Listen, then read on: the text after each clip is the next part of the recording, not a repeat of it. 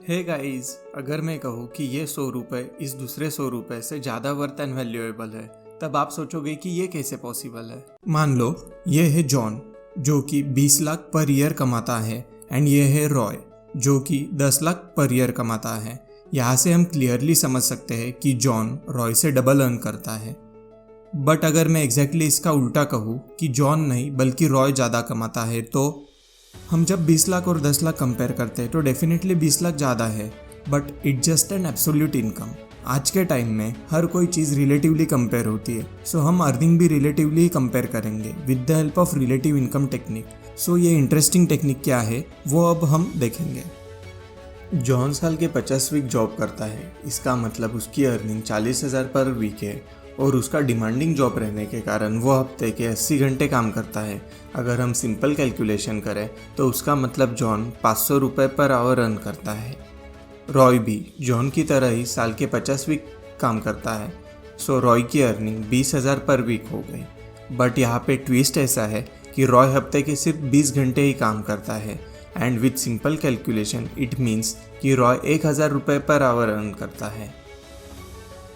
सो अब हम देख सकते हैं कि एक्चुअल में रॉय जॉन से ज़्यादा कमाता है, जो कि हमें स्टार्टिंग में 20 लाख वर्सेस 10 लाख देख के लगा था कि जॉन ज़्यादा अर्न करता होगा।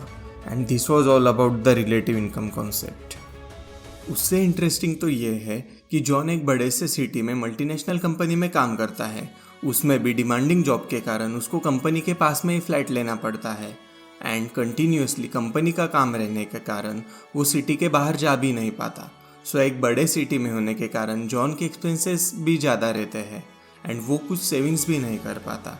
उसके वजह से कंपनी से घर आने जाने में, घर के रेंट में एंड पर्सनल एक्सपेंसेस में ही जॉन के 15 लाख ईयरली खर्च हो जाते हैं एंड सेविंग्स में सिर्फ 5 लाख रह जाते हैं।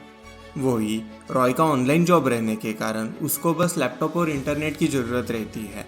वो दुनिया में कहीं भी रह के काम कर सकता है, बट रॉय एक छोटे से सिटी में रहना प्रीफर करता है, जिसके कारण उसके खर्चे कुछ ज़्यादा नहीं रहते हैं एंड उसके वजह से रॉय को ईयरली सिर्फ 3 लाख खर्चा आता है एंड बाकी के 7 लाख की सेविंग हो जाती है। This concept is called a Jio arbitrage, जिसका मतलब कि आप लोकेशन के बेस पे भी सेविंग्स बढ़ा के ज़्यादा प्रॉफिट्स बना सकते हो। गाइस, अब आपको ये क्वेश्चन आया होगा कि इतने कम आवर्स काम करके इतना ज़्यादा कमाना कैसे पॉसिबल है, राइट? यस, बट ये पॉसिबल है with the help of Pareto's law, that is 80-20 principle. मान लो ये आपका वर्क है एंड ये आपका रिजल्ट। तो ये प्रिंसिपल कहता है कि आपके 80% रिजल्ट सिर्फ 20% वर्क से आते हैं एंड बाकी के 20% रिजल्ट 80% वर्क से। सो आपको बस इतना ही फाइंड करना है कि आपके काम का वो 20% कौन सा है जिससे आपको 80% रिजल्ट आते हैं। अगर आपको एक बार वो 20% मिल गया तो आप बहुत सारा टाइम सेव कर सकते हो। उसके बाद आप बचे हुए टाइम में और कुछ काम कर सकते हो, फैमिली के लिए टाइम दे सकते हो, अपनी रिलेशनशिप सुधार सकते हो या खुद के लिए टाइम रख सकते हो। हम यहाँ पे अब 3 अलग केसेस देखेंगे।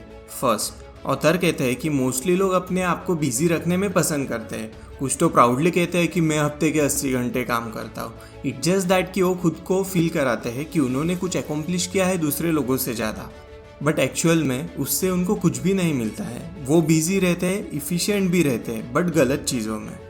सेकेंड, कुछ लोग 4 घंटों में अपना काम कंप्लीट कर सकते हैं, बट अगर उन्होंने दिन के 8 घंटे काम नहीं किया तो उनको जॉब से निकाल देने का डर या उस दिन की सैलरी कट होने का डर रहता है एंड इसी वजह से वो उस 4 घंटे के काम को 8 घंटे लगाते हैं, जिससे उनके लाइफ के बहुत सारे आवर्स भी वेस्ट हो जाते हैं एंड कंपनी को भी इफ़िशिएंट मैनेजमेंट नहीं रहता है। इसमें बस कंपनी का फॉल्ट नहीं तो सोसाइटी का भी रहता है, क्योंकि हम समझते हैं कि जो कम आवर्स काम करता है वो लेज़ी है या उसको ज़्यादा काम नहीं है।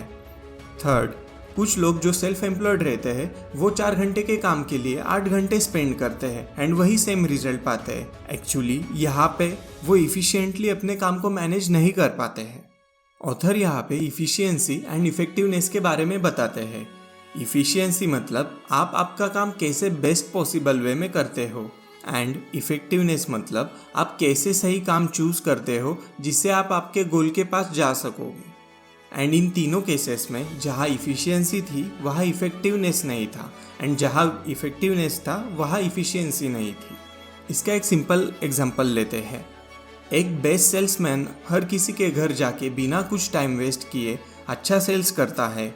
इसका मतलब वो एक एफिशिएंट सेल्समैन है, बट नॉट कम्प्लीटली इफेक्टिव, क्योंकि वो हर किसी के घर जाके सेल्स करने की जगह email, advertising and social media का यूज़ करके कम काम में ज़्यादा सेल्स कर सकता है।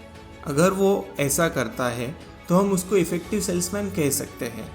दोस्तों, इफ़िशिएंट रहना अच्छी बात है, बट पहले इफ़ेक्टिव रह के इफ़िशिएंट बनना सबसे बेस्ट ऑप्शन है।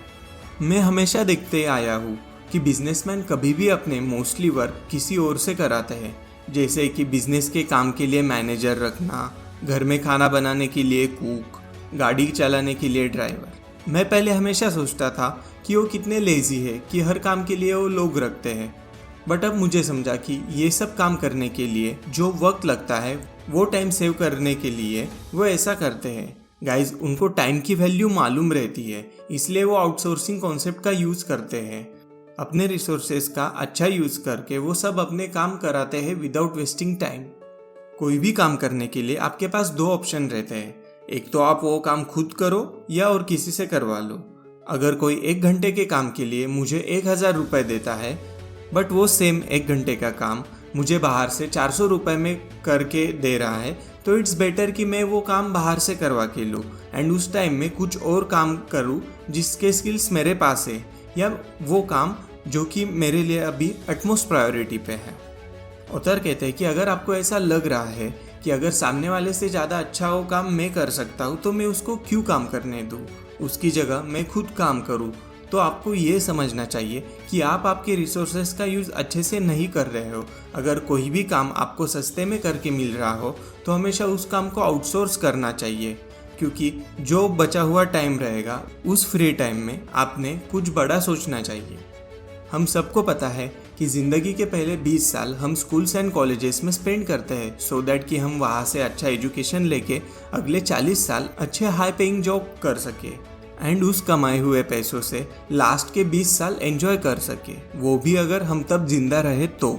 ये जनरली सबका लाइफ प्लान रहता है कि अभी हार्डवर्क करो जिससे आप बाकी की ज़िंदगी आराम से बिता सको, बट कि हमारे पास सच में इतना ही ऑप्शन है कि हम 40 साल जॉब भी करते रहे जिसमें हमें कुछ इंटरेस्ट भी ना हो। ऑथर कहते हैं कि लाइफ में हर वक्त हार्डवर्क की जगह स्मार्ट वर्क करना चाहिए, एंड वैसे भी अगर हम हमारी फेवरेट फील्ड में काम कर रहे हो तो आदमी automatically without any external pressure hard work ही करता है। एंड अगर आपको अभी तक आपकी फेवरेट फील्ड पता नहीं है तो आप सिंपली ऑनलाइन बिजनेस कर सकते हो, जैसे कि आपको जिसमें भी इंटरेस्ट हो उसमें ब्लॉगिंग करके या यूट्यूब पे वीडियोस बना के, या simply affiliate products online Amazon and Flipkart जैसे वेबसाइट्स पे बेच के। मोस्टली लोग कहते हैं कि अगर मैं काम आउटसोर्स करूँ तो मेरे पास लाइफ में बहुत सारा फ्री टाइम रहता है। रिटायर्ड लोग भी कहते हैं कि रिटायरमेंट के बाद टाइम ही टाइम रहने के कारण कभी कभी स्ट्रेस आउट या डिप्रेस फील होता है। तो गाइज, इन दोनों केसेस में बेस्ट वे ये रहता है कि आप आपके फेवरेट स्पोर्ट्स खेलना स्टार्ट करो, फैमिली के साथ ट्रिप्स में जाते जाओ, इन शॉर्ट अपनी लाइफ एंजॉय करना सीखो। Life is not all about doing hard work, it's about doing smart work and having fun in the rest of the time. So guys, ये सब पॉइंट्स मैंने बताए हैं टिम फेरिस की the 4-Hour Work Week book से, जो कि बहुत अच्छी बुक है जिसमें बताया गया है कि आप कैसे कम काम करके ज़्यादा कमा सकते हो एंड अपना काम भी एंजॉय कर सकते हो।